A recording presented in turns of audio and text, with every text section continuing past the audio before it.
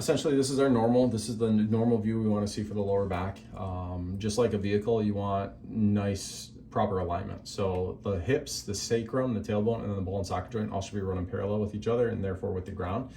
And then if it's nice and parallel, you should have a nice perpendicular spine. So everything should be straight, level. If we're seeing things tilted, rotated, you're going to see the spine curving or deviating to one side, and that denotes instability and or muscle involvement, which is going to try to lock it in place. Inadvertently, that leads to nerve involvement because the structure's out of position, muscles are locking it up, and now we have nerve issues, pain, dysfunction. Sometimes it's numbness, tingling, loss in strength, or it can affect organ systems. So we want to keep the lower back nice and level. Lower back from the side, you should have a nice healthy curve, just like so. Nice squared off bones, nice healthy disc space, fatter the better. Granted, as time goes on, we see degeneration or arthritis, where we can see a loss in disc height. And essentially that's that joint not moving properly and you're wearing out the joint or the disc space. So we want to avoid that from happening by keeping these joints moving. But also the holes here, this is where your nerve roots branch out of, whether it's going to the organ systems or down the legs. We want to keep those nice and open so it's not, it's as if you're pinching off a garden hose. You don't want to decrease that flow of water. In this case, it's decreasing the flow of information from brain to body, body to brain. So everything's on a positive feedback loop. So we want to keep everything nice and curved.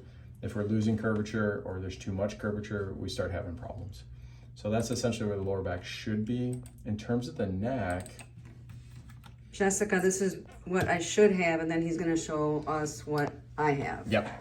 So Thank you. We labeled this over as phases of degeneration because over time we do fall apart. However, just like a vehicle at home, if you take care of it and maintain, you're going to see the longevity of the human body. And that's where ideally you want to see, just like the lower back, nice healthy curve in the neck, nice squared off bones, healthy disc space, and the curvature should be somewhere between 30 and 40 degrees. If left uncared for, or in terms of traumatic events, being in the accident, you're going to see a complete loss in curve, head falls forward. And Yale, back, I want to say it was 2017, did a study, just an 8-mile-an-hour fender bender is enough to cause a grade 1 whiplash, which is a loss in curve. So the head falls forward and it's putting abnormal pressure on the front of the structure. So now we have a mechanical issue. So you're not having proper movement, muscles are tightening up, and then we start having dysfunction. So sometimes this could be headaches or... Memory loss at all?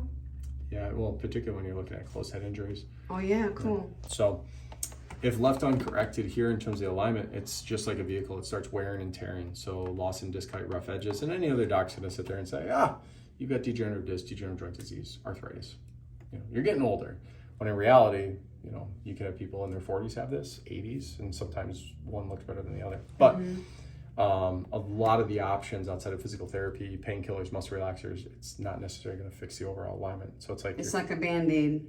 Yeah. So it's just like your car. If you're only replacing tires and the wheel alignment's out, well, you're spending more money replacing tires than fixing the alignment. So if you make correction here, it's easier to go back to near normal.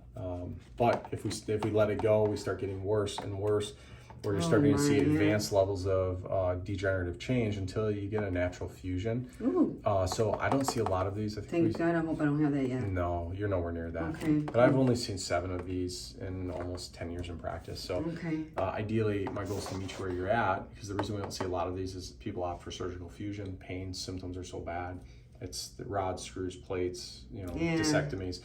So we start doing surgeries when they might not necessarily be needed. Yes. So a lot of people will get those surgeries through here. So my goal is to meet people where they're at, cut the difference, try to get you back to normal. Because the doctor doesn't tell you that, after surgery, you're going to have scar tissue, blah, blah, blah, causing more problems.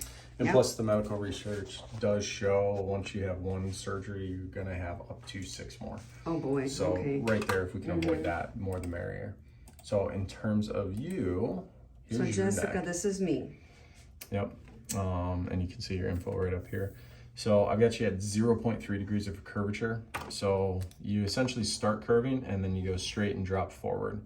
So we're starting to see degeneration here. We're actually seeing pushing end of phase 2, phase 3 at C6, C5, because we're seeing now this abnormal bony growth. It's as if the body's laying down bone to start fusing you together.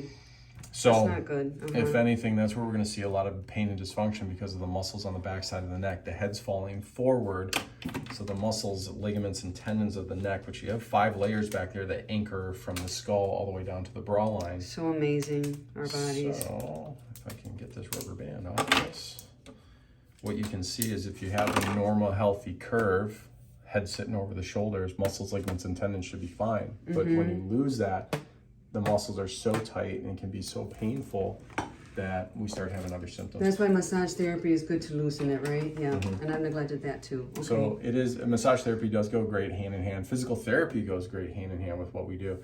It's just a lot of the professions don't always work well together because one thinks they're doing, it's more or less like dogs peeing on trees. It's like, this is my territory. Whereas I work with all of them because at the end of the day, we all have a distinct role in the healing process for you.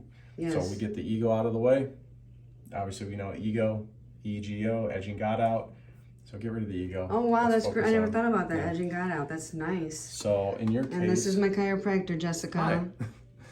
He reminds me of Grant, Jessica. So we want to take tension off those muscles, but we also want to remodel this structure, stopping the degeneration from getting worse. So Wonderful. to do that, I'm going to give you certain tools to help with it Okay. in remodeling curve because you're seeing this degeneration because of the loss in curve. The head falls forward, head weighs 12 to 15 pounds. And TMG too, I got. Yeah, and that's where you can even see here's the jaw, here's the left side, here's the right side. You can see where the jaw is rotated. So that stuff we'll work on as well. Oh, cool. That's why when I talk sometimes I can tell. I could tell it was off. All right.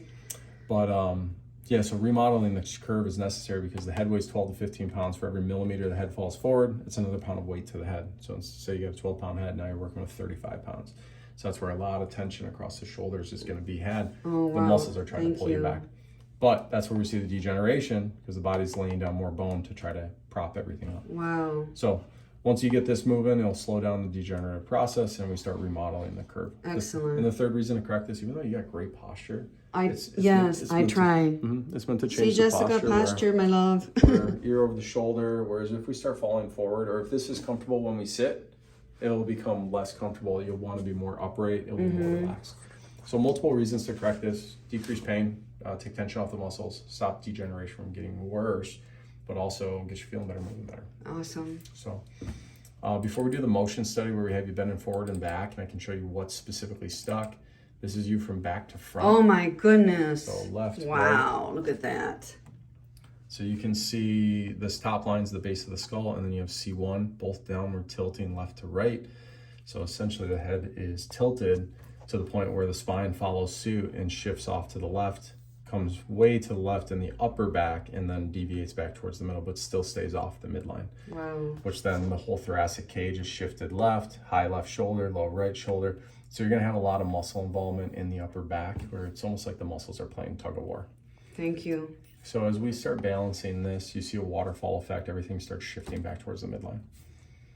But lower back, so nowhere near what the neck and upper back is looking like, but you can definitely tell outside of L5, L4, L3, 2, 1, and T12 start to deviate to the left to kind of meet in the middle with the upper back.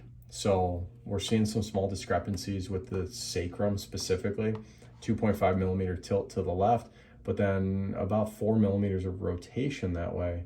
So it's going to jam these SI joints, cause pain. Yeah, because dysfunction. this right here is so painful. Exactly. Okay, cool. And the reason Oh, why, and those are my x-rays right there too. All right. and the reason why you're feeling that is painful is your sacrum. You're wedged forward like that, and then you have no curvature in your lower back. This curve should be somewhere around 35 degrees. So you're sitting Yeah, at Jessica, wow. 8.9, which is going to put a lot of strain on the discs, but also like exactly where you were pointing, the tailbone, a lot of force is going right into that joint space as your body's trying to compensate. So outside of changing the curvature in the neck, goal is to change curvature in the lower back. Nothing is fused together, so there's no reason that it shouldn't. That's based wonderful. on the recommendations I'm going to give you. Excellent. So, but you can tell L4 is you're seeing degenerative change, lipping, spurring of the structure, and then changes in disc height. So the discs look really, really well though, considering you'll see those kind of pump back up a little bit when we reshoot this x-ray, but the goal is to remodel the structure, get your upper body weight more neutral over the pelvis, you're going to see less lower back Oh, I issues. can't wait. And I'll probably hear not have that pressure in my ears. Mm-hmm. So Jessica, this is my chiropractor, and I told him he reminds me of Grant. So It was nice meeting you. God bless you. Bye, sweetheart. Love you.